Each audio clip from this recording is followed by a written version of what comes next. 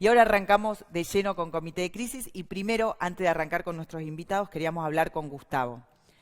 La gente que forma parte de Agroeducación, los alumnos del posgrado y los socios, tienen, digamos, la posibilidad de escuchar todos los sábados audios. Y le contamos a Gustavo que si bien Agroeducación todos los días manda audios de nuestros directores, de nuestros docentes, de referentes, la verdad que los sábados es mandar el audio de Gustavo y que todos nuestros socios pongan excelente Gustavo, muy bueno Gustavo, gracias Gustavo. Así que obviamente es un audio que la gente valora mucho. ¿De qué nos habla Gustavo? Porque ustedes lo acaban de ver en el programa de comercialización granaria. Para la gente que no lo conoce, Gustavo es un referente en el tema de comercialización granaria, ha sido gerente del MADVA durante muchos años, ha sido asesor de muchísimas empresas en temas comerciales, pero hace unos años tomó otro camino, un camino paralelo, porque igual lo seguimos llamando y dando clases y asesorando empresas, pero en el tema de liderazgo. Así que bueno, recién hablando con Marcos, queríamos que Gustavo, que es un referente en este tema y conoce mucho, que nos hable un poquito del liderazgo o el diferente liderazgo de los candidatos a presidente, que la verdad que querríamos estar ilusionados, la verdad que estamos más asustados que ilusionados, pero igual le ponemos ilusión porque acá hay que seguir adelante. Así que bueno, Gustavo, queríamos saber cuál es tu opinión de cómo es digamos, el perfil de estos candidatos a presidente. Bueno,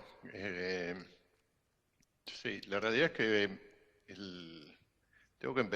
voy a ser honesto 100%. Yo no creo en el liderazgo político o en el liderazgo de los políticos.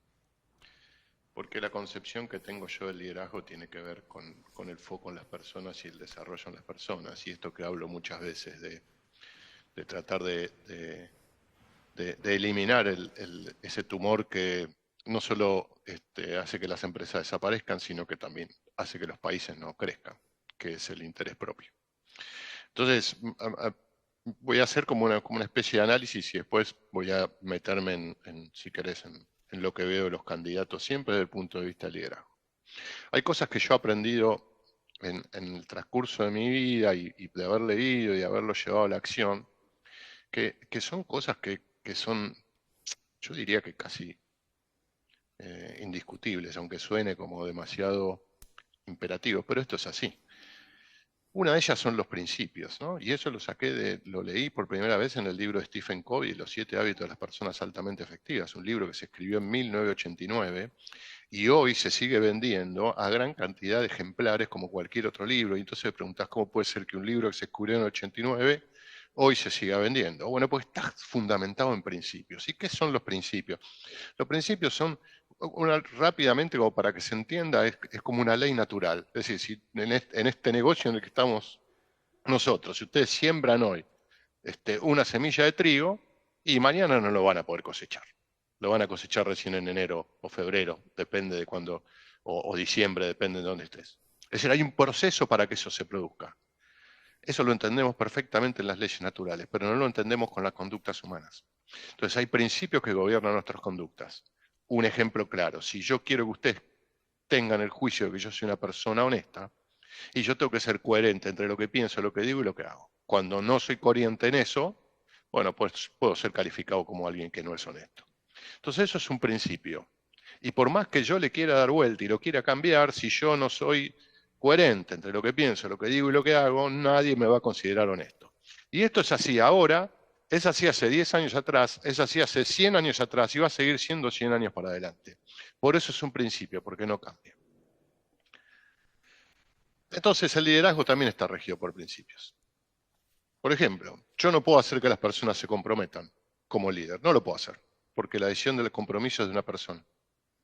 Entonces yo puedo hacer y generar el ámbito para que se comprometan, pero no puedo generar que la gente se comprometa, es una elección de las personas.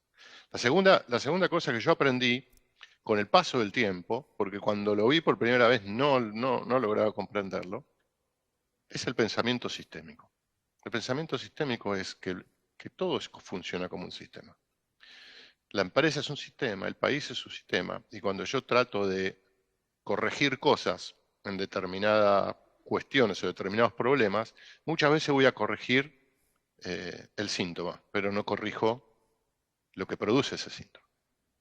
Entonces, cuando uno trae esto al mundo de los países, y de lo cual yo estoy absolutamente convencido, en los países y en las empresas pasa exactamente lo mismo. Y voy a poner un solo ejemplo: Japón. Japón es una isla que no tiene absolutamente nada, no tiene ninguna riqueza de nada. Tiene 130, 140 o más de, no me acuerdo, no sé ahora exactamente el número, pero más de 100 millones de personas adentro de esa isla, que no tiene nada. Todos iguales, todos parecidos. Y uno va ahí y no sabe quién es quién, ¿no? Todos iguales. Y sin una riqueza, llegó a ser la tercera potencia del mundo. Entonces la pregunta es: ¿por qué llega a ser una tercera potencia del mundo Japón?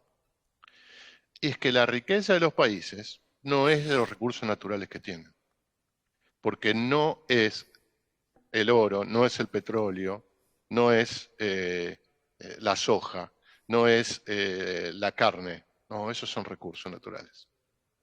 Japón no tiene nada y llegó a ser la tercera potencia del mundo porque entendió que hay una única riqueza en el mundo, y la riqueza mayor en el mundo son las personas. En la medida en que las personas no se desarrollen, no crezcan, y los que dirigen o lideran no piensen en las personas, nunca vamos a hacer lo que fue Japón. Japón entendió que la gran riqueza son las personas, pero además de las personas, Japón lo que también entendió es que hay que tener perseverancia. Y los japoneses tienen una frase que dice que la disciplina, a la larga, vence a la inteligencia. Entonces, en Argentina, el problema que tenemos no es un problema de recursos naturales, porque los tenemos. Tenemos de todo en este país. Y todo el mundo envidia a este país por lo que tiene. Pero nadie le pone el foco en las personas. Nadie está pensando en cómo desarrollar y hacer crecer a las personas y cómo hacer crecer el país a partir de las personas. Y lo que yo me puedo poner es en echarle la culpa a los demás.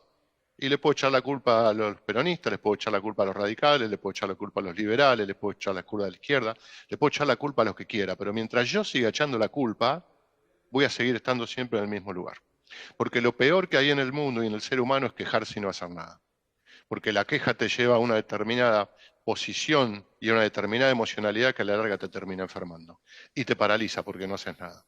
Entonces, en lugar de buscar quién tiene la culpa, empecemos a hacernos cargo cada uno en su lugar.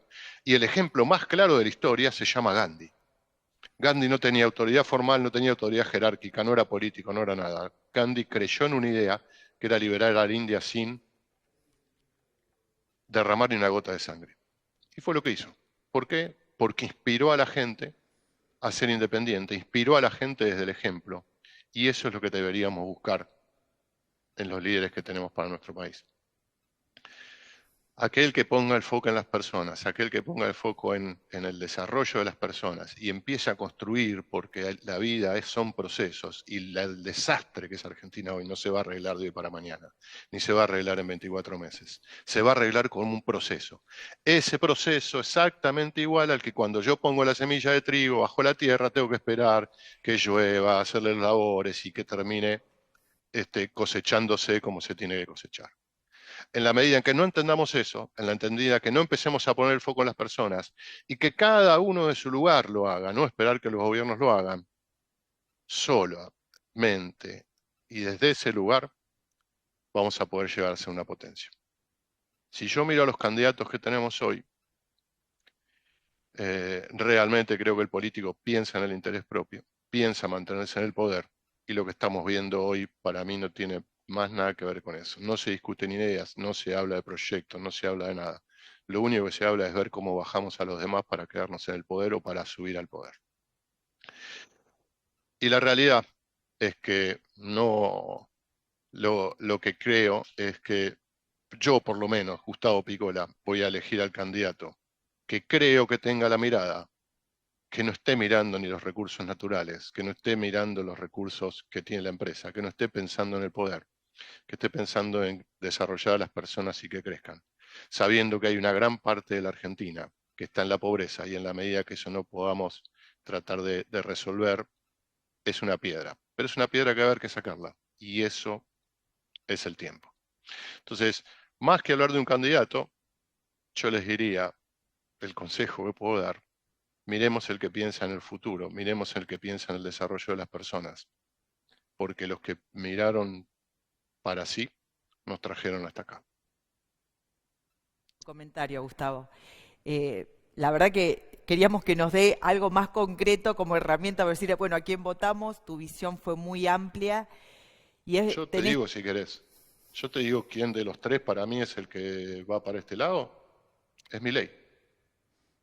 Es el único tipo que habla de un... Es el único... Me sorprendiste, o no sorprendiste seguramente, pero... Sí, es el único tipo que habla de capital humano. No encontraba una respuesta, digamos, un candidato. Es la única persona que habla de un ministerio que se llama capital humano. Y es la única persona que está pensando en la persona como mirada integral. Te puede gustar o no te puede gustar, pero dentro de su propuesta hay un capital humano que apunta al desarrollo desde la edad temprana, al desarrollo de que los niños puedan educar, comer, porque si no hay comida, si no te alimentás, no te educás por una cuestión biológica, porque tu cerebro no se forma como se tiene que formar. Es el único que está pensando y hablando de la educación para llevarlo a los exámenes PISA, que salimos porque éramos unos burros y porque los quisimos manejar. Entonces, ¿te podrá gustar o no te podrá gustar? Para mí, insisto, para Gustavo Picola es la única persona que yo lo escucho hablar de capital humano. A mí yo creo que el recurso de Argentina es el desarrollo del capital humano. No es ni la soja, no es ni el maíz, ni el trigo. Por supuesto que son importantes, no estoy diciendo que no. Pero insisto, Japón, más de 100 millones de personas, en una isla que no tiene nada, fue la tercera potencia del mundo. Y si empezamos a poner, en lugar de mirar los recursos que tenemos, empezamos a poner el foco en la gente, insisto, de los tres, el único que lo escuché hablar de capital humano seriamente fue a Milei. El resto no lo escucho decir nada. Muy completa tu comentario, sí. Bueno, cierro con esto, ¿no? La escuché a la Bullrich en una entrevista en TN y la verdad que a mí me dio pena escucharla, porque, o sea, zaraza, ya te vas a enterar, no lo entiendo, le dice el periodista dice entiendo, y ya vas a ver, ya, ¿qué voy a ver? No, así que para mí el camino es ese. No, excelente. Es mi opinión, ¿eh?